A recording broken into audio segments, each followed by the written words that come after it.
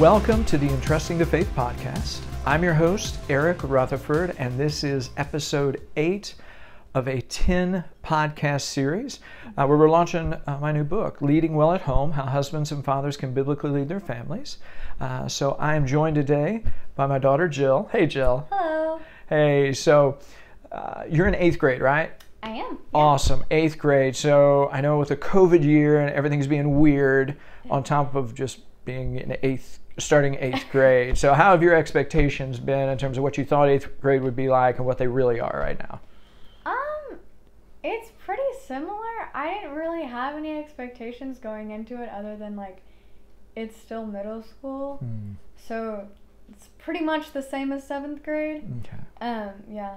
I mean, COVID's affected it a little bit, but you know, I'm homeschooled, so it hasn't affected it too much. Okay.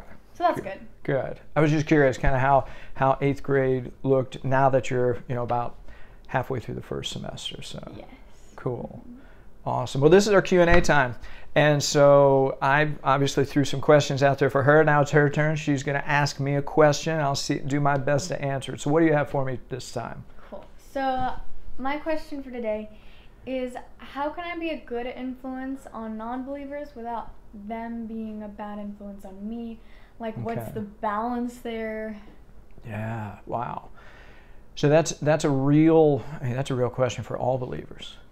And so I think the first thing we have to remember is, regardless of who the people are, who we are all made in the image of God. The Bible tells us that. So we are all His creation. And so that gives every person really just infinite value in His eyes. And so when we begin there, that helps us remember, okay, so that sets the tone. Another thing is to remember, as followers of Christ, we are to love other people, be gracious with other people, and so that can guide our actions as well. Now there are some things that we just need to pass on, or just kind of gently change the subject on, or even just sometimes step away from, and that's okay.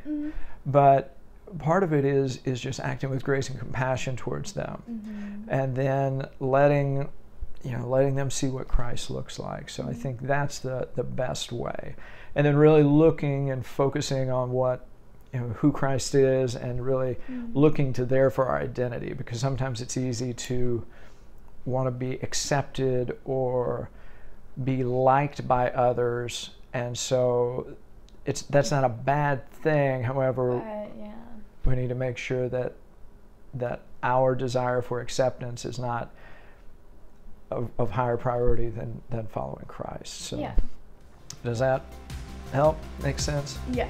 Awesome. Well, thank you for the question. Yes, thank you for answering.